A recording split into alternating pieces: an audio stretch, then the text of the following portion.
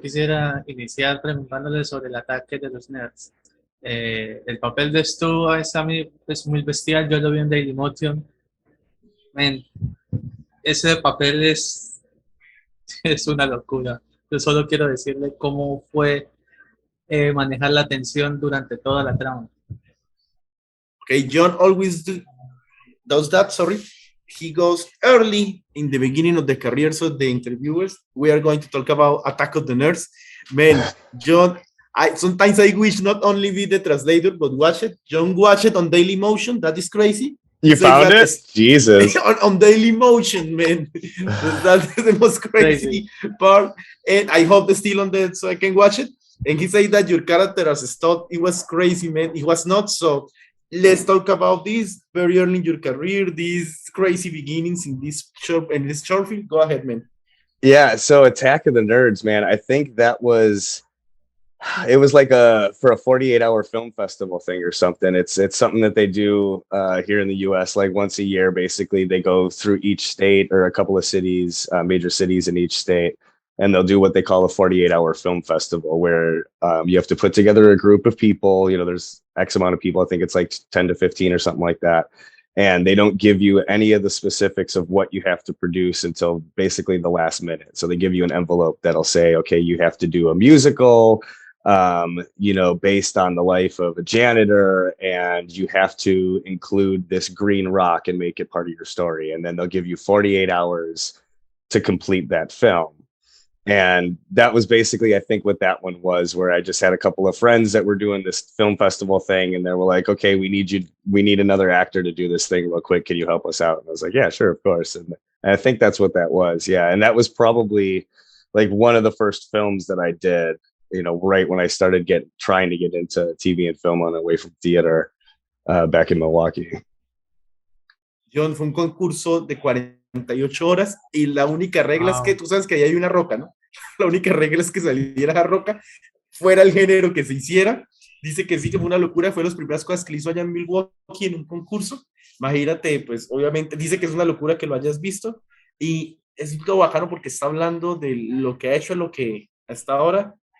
Espero que al final hable de, ya sabes cuál serie, ¿no? Por supuesto. ¿No? Bueno, yo continúo con Stay Grown. Eso es una historia bastante emotiva, pero no solo por la nostalgia, porque durante toda la trama es muy diferente, porque es algo de los 80 y todo, pero yo quisiera preguntarle sobre cómo fue el poder recapitular esa esencia del Neon Pop. Neon Pop es un dulce por allá en Estados Unidos reconocido, pero bueno, tengo entendido. Entonces es como acá en Colombia que de pronto en los tiempos del colegio manejamos el papel, el Sony Ericsson con la música y con todo eso, el chupiplum, todo. Entonces yo quisiera saber cómo desenvolvió como algo de preparatoria en 2003, 2004, pero llevarlo al 2015, al año que usted lo escribió. Él escribió ese corto. Wow, man, this is a great question because I really need to watch this short film, not only being translator. It's a short film that you wrote. It's called Stage Run. And how do you, because I'm listening what my friend Jhon said, like, I want to watch it because they are sometimes with kind of like I call it like the new nostalgics, like the nostalgics for the 2000s that was 20 years ago and still can. Sometimes I feel that it was like 10 years ago. No, man, it was more years. And yes, this short film talks about things like the candies from the days, the things that they use. I don't know. How do you research or write or make part of this history and get that essence that recapitulates all these? Yeah, the crazy 2000s, man. The crazy 2000s. I really need to watch that short film, man. Yeah, I honestly don't even know if you're going to be able to find that one anywhere either. That was something that was super underground. Yeah. So what Stage Wrong was I had a friend that I had made from Los Angeles that had grown up in the Milwaukee area that was kind of back in town for some stuff. And he had a plug at like Showtime or HBO or something like that when they were, still kind of doing regular pilot season stuff. And so I got together with a bunch of friends that I had done theater with in Milwaukee, and we were like, hey, we should write something. And we wanted to do something based on our experiences in this local Milwaukee theater that we had all been a part of. And that was kind of where things started. And I don't know if you've ever done theater or what theater is like down there, but up here you have your standard theater archetypes, you know, and we tried to hit on each of those main archetypes that you would find, like, you know, the crazy bohemian girl, and the guy that's crazy full of energy and just running around doing everything, and the guy that's super into Shakespeare to the point where he's doing it, you know, where it doesn't belong in any kind of a modern setting, but he's just obsessed with it. You know, we wanted to play on the trope of like the hunky guy that's not supposed to be there that ends up liking it and stuff. So, you know, we had kind of one of each of those main characters in that thing, but then obviously way over exaggerated, because we wanted to do it very, very farcical, like you would find in a lot of like British farces, where it's a lot of slapstick comedy and a lot of very, very fast dialogue. It was quick, and it was, you know, really quick witted and stuff like that. And then we also wanted to root it into a lot of the local stuff that you'd find in Milwaukee. Now, a lot of people in Milwaukee, Wisconsin, especially in the 90s, which is where we had started the story with one of the characters growing up. You know, Jeffrey Dahmer was the talk of the town, because that's, you know, you got Jeffrey Dahmer running around eating people. And part of the comedy that we had done, this is so wrong, man. This is so wrong. We had named the theater that they were all working at the JD Memorial Theater after Jeffrey Dahmer. And part of the joke was that, like, oh, before he went nuts and started killing and eating people, that he was this amazing thespian, and he put on this show-stopping performance of Sweeney Todd, where he had, you know, actually eaten one of the cast members, and like nobody ever knew for sure that it happened. So we had put a very, very dark spin into this thing, but like nobody wanted to change the name of the theater because he had done such a good job, and it was like the only show that ever actually made money at this really bad underground thing.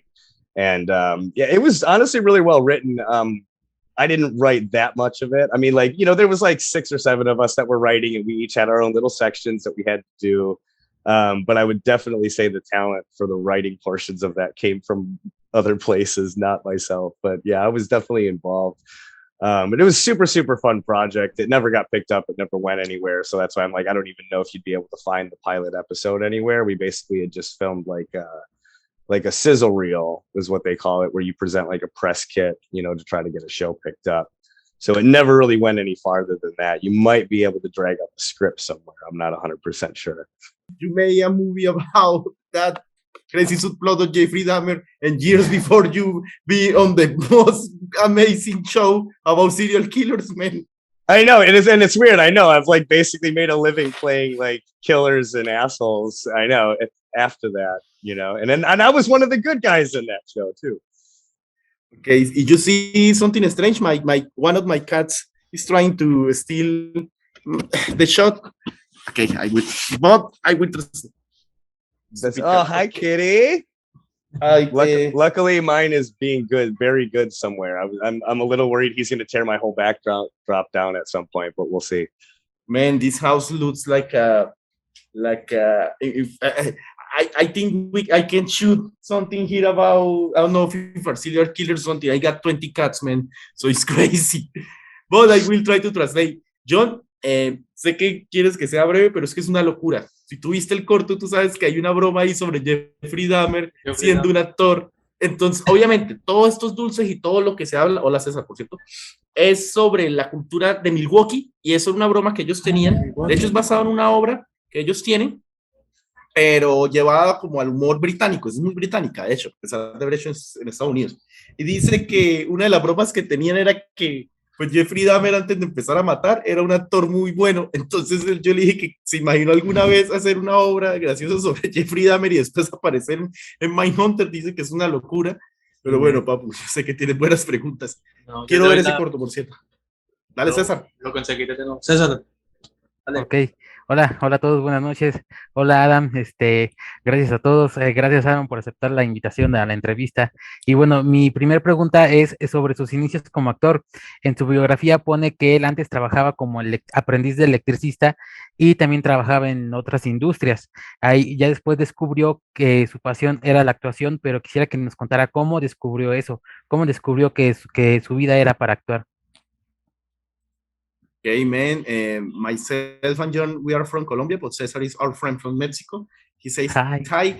He thanks you, of course, being part of this interview. And the question from him is, reading your biography, we know that you worked as an electrician or something like that before acting. Man, how do you find your passion? Because it's an amazing career, man, and it's still growing. Yeah, I right out of high school, I had gotten into an electrical apprenticeship, and yeah, I became an electrician for probably 10 or 11 years before I moved out here to Los Angeles. I had never done any, real acting up until that point. I mean, like a play in like sixth grade or something like that, but nothing really big. But honestly, I was kind of in like a weird dark place, and I was just looking for something new. I was in a job that was repetitive, that I didn't really care much for, and just that monotony of daily life, and I had been like a drawer and a painter and stuff when I was a kid, but I had never really pursued it. So I always had that artistic part inside of me. And it wasn't until I was having some health problems that I'm not really going to elaborate on, but it was just a lot of bad stuff happened, and I kind of had to reevaluate what I wanted to do with my life, as I didn't for a while know how long it was going to go on. And I had a friend that had done a lot of theater through high school, and one of my early roommates that was really, really involved with it. And kind of through that, I had hopped on this like local classified system that was in Wisconsin, and found a theater that was looking for people to come and audition for a play, and I had been years since I had done anything. And they're talking about bringing headshots and monologues and all this stuff. And I didn't know what the hell any of that stuff was. And I just kind of showed up and did my thing. And in the first play I did, he gave me like 4 or 5 little, bit parts, 5, 6 lines here, a bunch of costume changes. I was just kind of more of a stagehand than anything, that came out to say a few things to help keep stuff rolling. And after that first play, I really, started to fill that hole that I didn't really know I even had yet. And kept doing it. And with every play, I just kept getting more satisfaction. And I didn't even do theater for all that long, only probably about 2 or 3 years before I decided to come out to Los Angeles and give it a real go professionally in the TV and film industry. Man, don't worry, because this channel is not about the personals, but we are glad not only that you find the line in your life, but man, the background from Cesar proves that you got an amazing career and still growing, man. He did all the he shows a lot of That's the amazing. shows of the movies. Yes. César estaba diciéndolo, obviamente, que pues el fondo que tú tienes muestra pues parte de lo que él logró. Sí. Él dice que no quiere entrar en detalles, pero que sí tuvo unos estudios, digamos, como electricista en el college, pero que unos episodios oscuros de su vida lo llevaron como a encontrar cómo llenar ese vacío. Él dice que no va a hablar de eso, obviamente nosotros le decimos que nosotros no hablamos de eso, pero que estamos felices, y que fue una locura porque empezó haciendo como teatro, de repente llevaba mucho tiempo sin hacer, empezaron a pedirle como que bueno, pero fotos, algo así para tu perfil, y de repente fue que él decidió tomar esa decisión de Wisconsin a Los Ángeles. Pues yo creo que una decisión increíble, porque, o sea, la carrera de él es magnífica. Pero bueno, sigamos. Bueno, yo sí le pregunto a él, bueno, hay 2 producciones increíbles, que es Just Fire y General Hospital. O sea, son 2 producciones muy distintas. Primero, saber cómo la manera en cómo logra adaptar al tema de la comedia, y luego adaptar el tema, obviamente, de una de las series de televisión más largas de la historia, y que, por cierto, estuvo acá Angie Di Gracia. Entonces, ¿cómo fue la experiencia ante estar en una de esas grandes producciones? Hey, I know this is crazy because it's a crazy miss. The question is about Shots Fired, comedy. Okay. And General Hospital, man, we are happy because finally one of the last interviews that we made is with Angie De Gracia. He's an actress that had appeared in a lot of soap operas, man. And we were like, in Latin America, we got our own soap operas, the telenovelas, but soap opera for us is like a new genre. I know it's crazy. I know sometimes people make jokes about the soap operas, but for us it's great to know. So, yes, how do you manage to... Question, John, la cuestión de la comedia, ¿sí? En ambos géneros. ¿Cómo se adapta? Sí. How do you adapt? Yes, for both of these, like for the comedy or some kind of crazy situations that appear in Shots Fired comedy, but all the crazy silliness that happens in General Hospital, man. Yeah. You know, growing up in Milwaukee, you meet a lot of interesting people, and you know, I mean, drug addiction takes all kinds, and it hits everybody a little bit differently. And you know, I mean, first of all, you trust in the writing. You know, I mean, writers generally know what they want. For the most part, you can pick up the tone of the show and how things are supposed to go.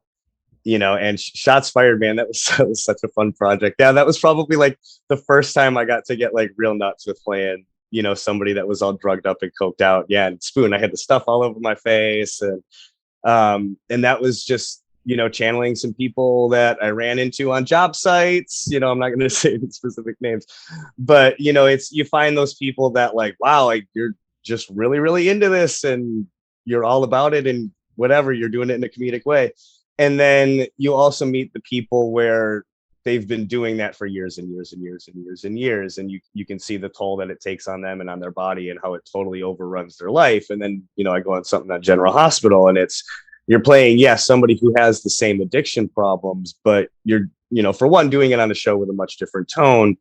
And then two, you know, you're channeling that addict much later in their addiction crisis. I find that, like, generally if I'm trying to play, you know, the addicts or the crazy guys that are supposed to be funny in a comedic setting, I generally try to think of it as like this drug or this addiction is probably relatively new to them. So it's still very, very fun. It's exciting, and it's livening up their life, and it's helping them forget about whatever problems they're trying to forget about while they're using it. And then when I have to play somebody that's going to be in a much more serious show, or where we're showing, you know, a lot more of the consequential stuff of it, then I try to play, you know, somebody that's going to be much further along in their addictions, because it's going to be a much sadder story. And now that the excitement's gone and it's drained everything out of their life that was good, you know. But, and I hate that people make fun of soap operas also, because believe me, I would love to get cast as a regular on a soap opera, man. You're working 5 days a week, 9 to 5. Like, that's a lot of work. You're doing an episode a day. I mean, you're getting tons of screen time. For me, that would be a dream. Like, I just want to work every day. Really doesn't matter what it is, as long as I'm doing something and acting and making somebody feel something, you know. That's the same thing. That's the same thing that we told to Angie, because she was crazy. She was like, "Well, why are you so not obsessed, but happy to ask me about working on soap operas?" And we say that as Latinos, we are on our soap operas, the telenovelas, and we kind of see how in the States people mod about them, but no, they're great. And you are right. In fact, I want to tell something that. One of the the amazing Charles Baker, you know, Skinny Pete from Breaking Bad, she told us something that was crazy. I think this is the first place we feel glad that he said something on an interview. He said, "I prefer to work he said in a sitcom, but I think the soap opera will be the same. Doing like a crazy role, I don't know, the crazy uncle, working 5 days a week, getting paid, that being called, yes, for big shows, but like for one episode and still waiting and we can say it because he said he feels sad that they call the producers call him from El Camino and not for Better Call Saul. So he was like, oh man. And you know that, and you see it, in fact, we will share you the interview. He talks with passion about this role, but he feels sad about that. So no, man, we defend here everything. The thing I love about this channel is we had interview with, yes, people from big series, but they had also worked in B movies, even in the adults industry, in video games, in shows for kids, and soap operas. And for us, everything has their value, man. Yeah, oh yeah. Okay, I will translate. Jhon dijo algo increíble y tuve que decir lo de nuestro amigo Charles Baker, porque dice que a él le parece hasta gracioso que la gente se burle de las soap operas, porque él dice que sería un trabajo genial, o sea, tú trabajas toda la semana, y él dice acá algo muy interesante, ¿no? Es el enfoque de ambas personas. Tú sabes que en ambas series, en ambos proyectos interpretó a un drogadito. Dice que Just Fight It sí es una comedia, pero creo que tú la viste y tú sabes que hay gente que es peligrosa y él es como que, uy, es genial que ellos hablen de ese ambiente y con ese humor, porque es muy, muy fuerte y es muy allá de Wisconsin, pero dice que fue graciosísimo, graciosísimo. Y en General Hospital él también interpretó, digamos, con ese personaje desde otra perspectiva, pero él dice que confía en los escritores. Y él dice que Exacto. nada, que genial que hablemos de las soap operas. Él dice, no, nosotros defendemos eso y tú lo sabes. Esa, César, viejo César. Ok, pues bueno, sí, pues acá dejé un montón de series en donde él aparece, muchas las he visto, Santa Clarita, American Horror Story, ¿quién no ha visto Bones o Mentes Criminales, no? La Ley y el Orden. Entonces, de todas las series en donde ha participado, quiero preguntarle, ¿cuál fue el papel que representó un reto más grande, no? Y ¿cuál es el papel que atesora más él?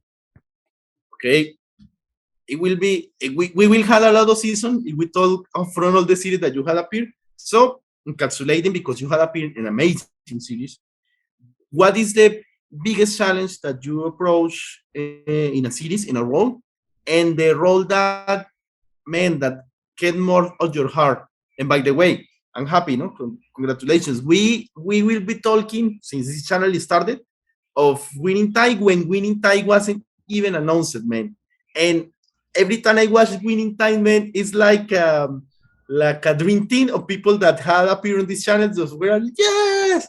So it's great to have somebody from Winning Time or one of our, or another friend of the channel that is on Winning Times. But tell us, man, what is the role that gets the most challenging from you, and the one that gets your heart in series? Okay, yeah. So I mean, I think the most challenging one was probably Gene Devier from Mindhunter, just because you're playing a real person.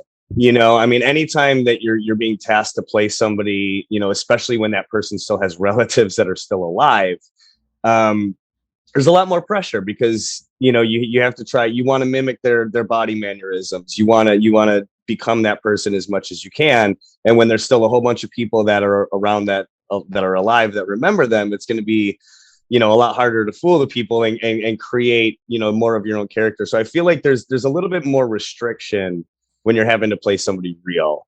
But with that role, I mean, thankfully everything, you know, that they talked about was very, very well documented. Prior to even shooting Mindhunter, I had gone to meet up with David Fincher and the writer probably 4 or 5 weeks beforehand, and we picked apart every single interview they ever had with the guy, every audio bit they had with the guy, so we could really try to match his cadence and the way that he talked. We got his dental records, and you know, found out that he had an obscure tooth, so they made me a dental mold. And I don't even know if you can tell, because the whole point of it, you know, especially with Fincher, is he's like, I'm going to give you this tooth that's going to match this guy's messed up tooth, but he's been practicing his whole life to hide the tooth. So if you're doing your job, nobody's going to see it, you know. But it becomes part of the character that you are. So I think, yeah, anytime, like, that one was the hardest, but probably obviously, you know, among the most rewarding of the roles that I've done. And then as far as the one that really filled my heart, you know, it's funny because this was a role that I only had a handful of lines, but it would have been for Roadies, and it was working because that was Cameron Crowe. And, you know, I was playing Alan Collins from Leonard Skinner, and they were doing the whole document of them, you know, getting big, and then the plane crash and Ronnie dying and everything. And it wasn't just about telling. Now it's like, I was also playing a real person, but I mean, like, you look at a picture of the two of us and I look stupidly similar to that guy. So, I mean, it was, you know, it was a little bit easier to get into that. And I had, you know, known the band, known the music a lot, and I was very familiar with them. So it was a little bit easier to get into that role. But for Cameron, you know, like, Cameron Crowe was essentially there for all of those events when those things happened. And a lot of it, we were reproducing, you know, frame by frame, the way that he remembered it and the way that it was done, you know. So when they showed up to that hotel in Japan, they had that whole front of that hotel wing set up exactly the same way. And they had all of us walk in the exact same positions that the real band did, wearing the exact same clothes, the costuming department had done an amazing job about reproducing every piece of vintage clothing to match every single day that we were actually filming in real life. And when we did our very first shot that we did for that episode was the hero shot where we all walk in through the hotel and it's, all super slow motion before the bar fight stuff. And after we got done with it, you look over at Cameron and you can just see tears in his eyes, because it was like he was not only getting to relive a memory, but relive it in front of his face and then show that to the world again, and it was just seeing how much it touched Cameron Crowe to be able to give him that opportunity to relive some of his greatest moments with this band that is, will never be around again because of this horrible tragedy. I mean, that really warmed my heart. And all the guys that I was cast with in the band, the other guys that played the other band members, we still talk all the time. We're still really good friends. We're still rooting for each other and each other's careers, so I made a lot of really, really good friends on that show, and just being able to give something like that back to Cameron for everything that he's given, to us as a population was a really, really great feeling. Es que lo que me dice o sea, él mismo se reunió con el mismo David Fincher. Hay un diente que él lo tiene oscuro, no sé si se ve, pero para el personaje, para meterse, le oscurecieron un diente. O sea, hasta David Fincher pidió colocar, o sea, que se probaba las prótesis, pues no las de él, pero son las prótesis similares a las del personaje. Una investigación durísima. Y él dice que incluso también fue una cuestión de que estudies en los videos, los manierismos. Bueno, todos sabemos muy bien esta serie cómo es. Dice que siente que hizo un buen rol, para mí es un rol increíble, pero que el papel que más tiene cariño, y obviamente yo sí, pues sí sentí que iba a decir que era ese rol, porque sí es igualito, pues fue el rol que él hizo en Roadies, porque, bueno, en Roadies él interpreta a uno de los miembros de la banda de Lynyrd Skynyrd, saben, la tragedia de los que murieron en el avión. Ajá. Pero él dice que es una locura, porque pues Cameron Crowe, que es otro de mis actores favoritos, obviamente le quiero contar lo de Rudy, que él lloró después de las escenas que él grabó, porque era, pues es igualito obviamente Alan, y que era más como un regalo, de que pues ellos le hicieron y la vida y todos, aparte porque Cameron, usted sabe muy bien que él fue periodista de la Rolling Stone, o sea, él cubrió ese hecho, que por cierto, el hotel donde se graba es el hotel donde hicieron la gira en Japón, o sea, es una locura. Wow. Y yo le hice la pregunta porque se la tuve que hacer sí o sí, ¿no? Bueno, viendo el Lud y todo, que qué personaje, o espero sea un músico de la vida real, quiere interpretar. Sí, o Jeffrey de Misfits dice que el papá es igualito. O sea, pasa que tendría que hacer una preparación pues grandísima, porque saben que es como Jeffrey. Pero dice que se lo han dicho y yo le dije que sí. Ojalá Jerry Cantrell de Alice in Chains es igualito a Jerry Cantrell. Antes de hacer la pregunta, before my friends the question, I want to tell you something, man. I got chills because here in the channel we got the loot to interview the amazing Michael Chamus-Weiss, and man, he told me kind of the same that you told me working with Fincher. He says like Fincher, when he did Fight Club, it was so obsessed and so stick to the screenplay that don't change lines. Mm-hmm. And you know that the character that Chamus-Weiss is the one that get beat up in the bar. And man, it's great because we read about all the crazy things that happened in the filming on Mindhunter, but knowing it from one of the actors is great. And of course, we got the loot in the channel to interview Rudy Quintanilla. Man, Cameron Crowe is one of my favorites. And he was one of I think he was the main casting director in Almost Famous. Yes, that's correct. Cameron is crazy, man. When you tell me that, I believe you, because Rudy told me that he cast for the concert of Stillwater. They had people that had to be skinny, the look from the 70s. You see the pictures from the real concert of Stillwater and the concert in the movie, it's exactly the same, man. And yeah. For me, you talking about one of my two heroes. Oh, man, no, man, amazing. Chicos, digan, yo estoy en chills. Más bien, Jhon, pásale después, obviamente, esas entrevistas. La echamos, dale. César. César, dale. Adam, sí, Penella. Y bueno, la tomo como ejemplo para preguntarle qué opina él sobre el género de terror y algo que nos pueda platicar de esta película, Beast Mode. Okay, as you may see, in the background, got a scene from Beast Mode. And yes, man. And Cesar wants to know, yes, what do you feel about this genre, of the horror genre? And what do you want to still working in this kind of projects, man? made happy Cesar because Cesar got he was a film student. He does now great short horror movies, man. In fact, he got a channel called The Night of the Living Short Film, la de la noche de los cortos vivientes. So you will make him happy, man. Right on. Yeah, no, I love horror. I love horror stuff. Yeah. House of a Thousand Corpses, like one of those movies that I watch every Halloween just because you got to, you know. Now Beast Mode, that's so funny. This was like probably one of the only projects where, especially since I started doing stuff professionally, where I wasn't playing a complete piece of shit character. I was playing a cop. Like, who the hell's going to cast me for a cop? That doesn't make any sense, you know? And the answer is my friend, who was one of the writers.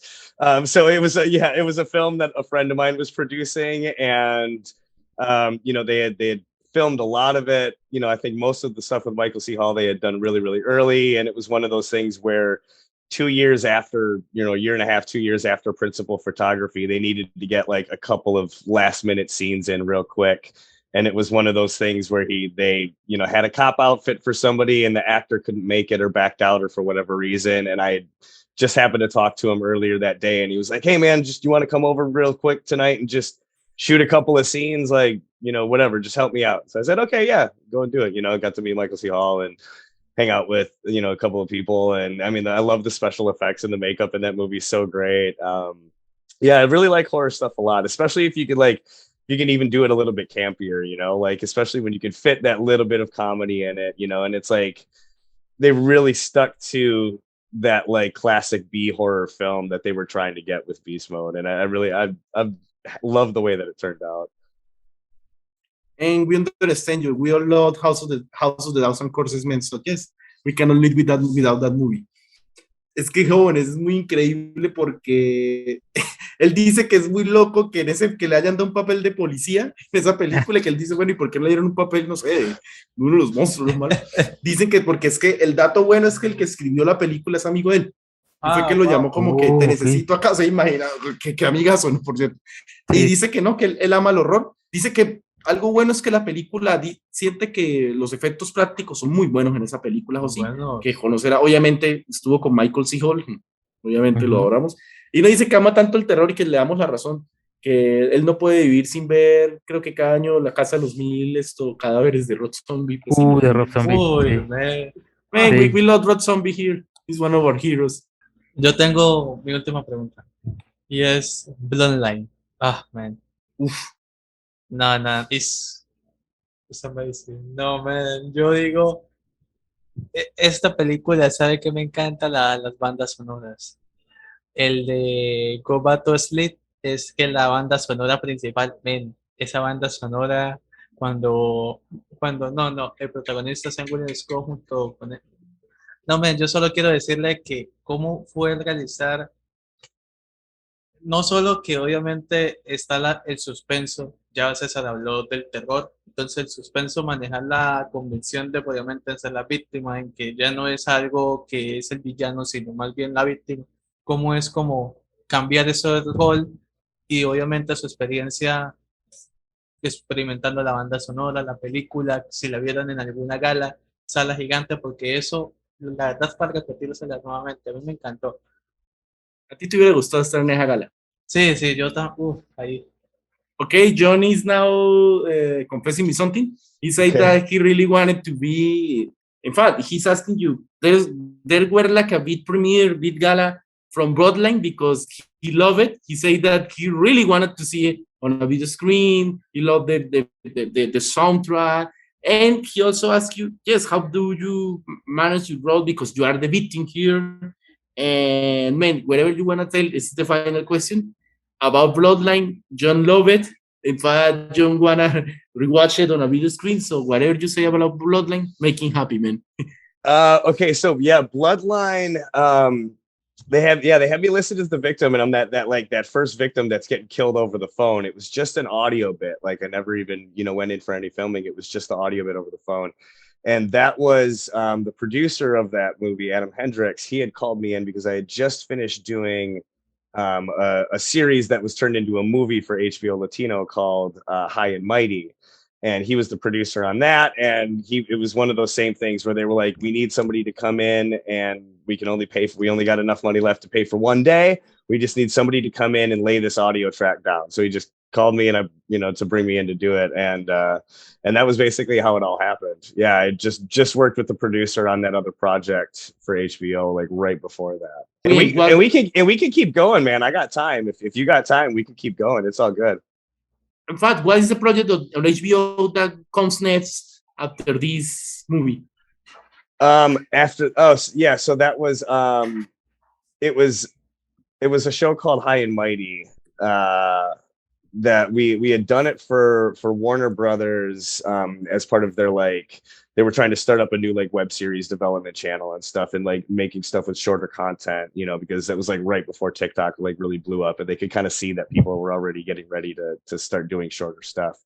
So we had filmed, I think, like 9 or 10 15-minute episodes for this show, and it was at the heart of it, it was a show about addiction and choices in life, but it was written as a comedy, and it was basically about a guy who was poor. He was going through some bad stuff, and he started doing like the random pharmaceutical drug trials, and they gave him a drug that would give him superpowers whenever he did other drugs. And the powers he got would be based on the drug that he took. So like if he did cocaine, he'd be able to run super, super fast, but he would still be all coked up. If he drank a bunch of alcohol, then he would get super strength, but he would still be drunk. If he smoked some cannabis, then, he'd get high, but he could also fly. So that was kind of where the humor was in it, was that like, oh, this dude would do these drugs, and then he'd get these random superpowers, and he would try to, save whatever was going on. But also it was about a guy who was trying to straighten his life out. He was with a girl that wanted to start a family, wanted to move ahead, and she didn't want to do this with a guy that was constantly doing drugs.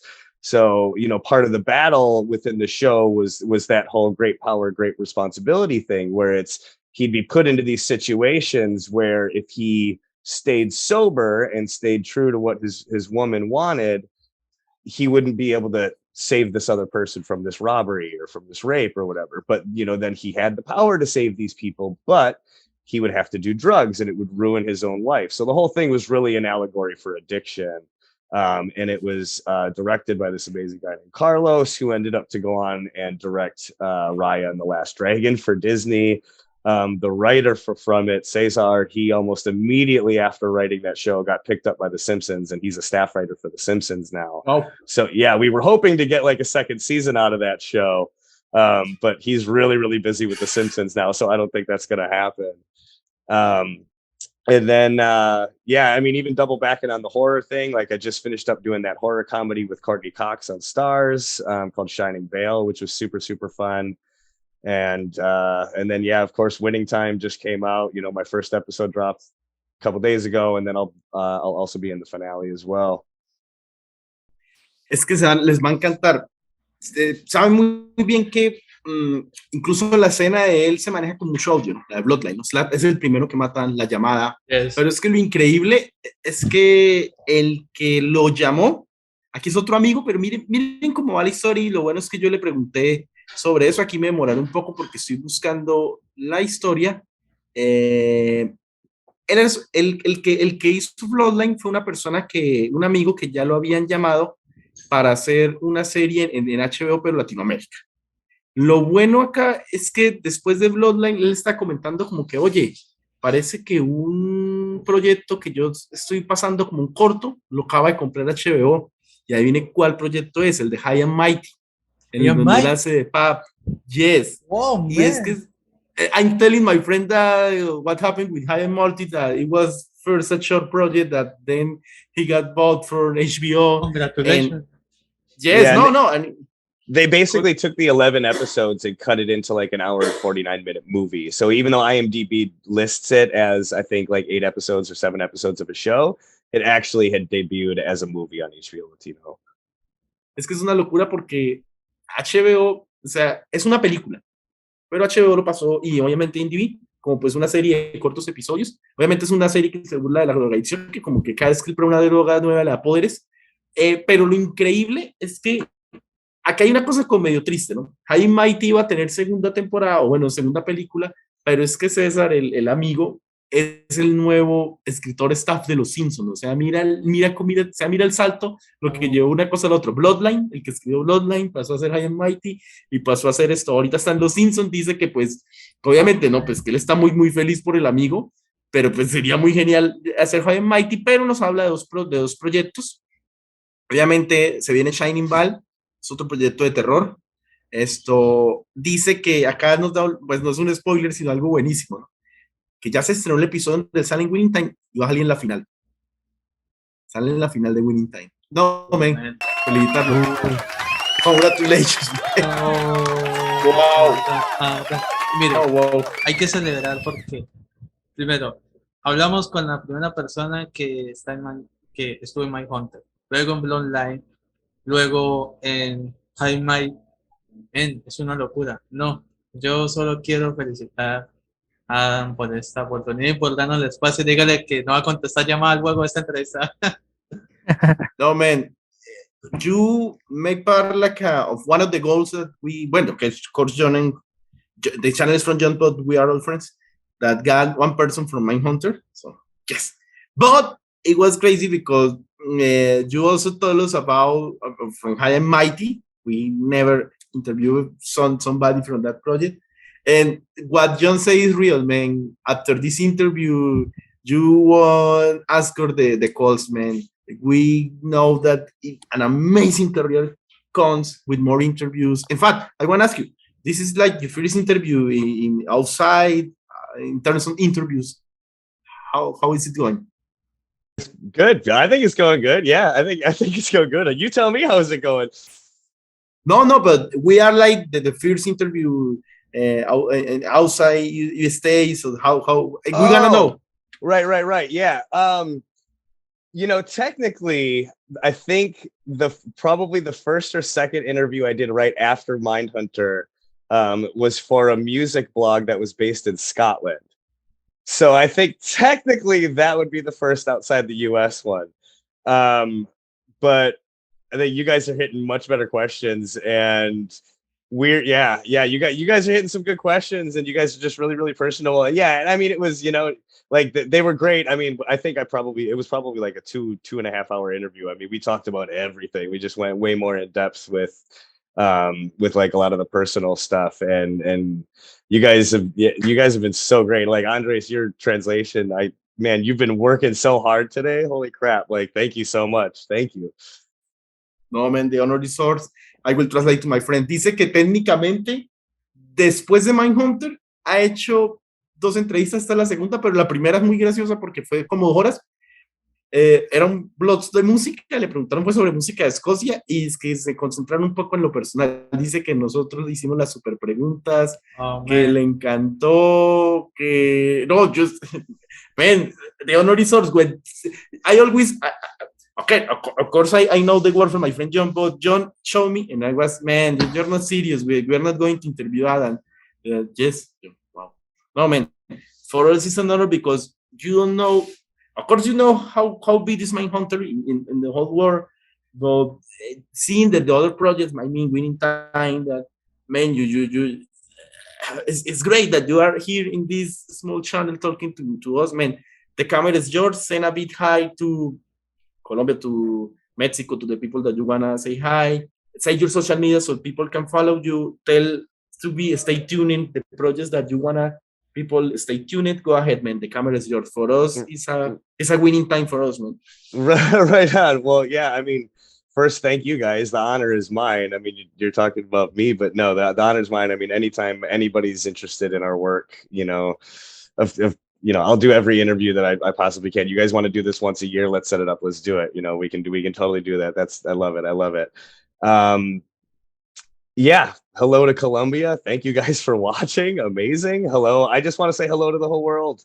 Like, thank you to everybody. Like, just love, man. That's it. Like, I'm all about love. Like, love the people you're with, love your friends, love your family, just be good to each other. That's it. Check out Shining Vale on the Stars app. I'm in episode 5 and 8. Obviously watch Winning Time. Winning Time definitely just got picked up for season 2. I don't know where they're gonna. Yeah, I don't know where they're gonna pick up the time frame afterwards. If they keep it close to where they end the season, hopefully I'll get to come back. We'll see. Shining Vale, we're still waiting on a word for season 2. Hopefully we'll get a second season with that also, because I will definitely be coming back if that one gets a go.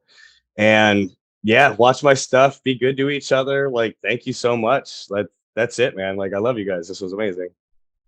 Before I ask you some favor, because some people that can be here for Teams of War, and in fact, they want to show you love about your work, and they ask me for a hi. But before, we are going to take a picture for share to the social media about this interview.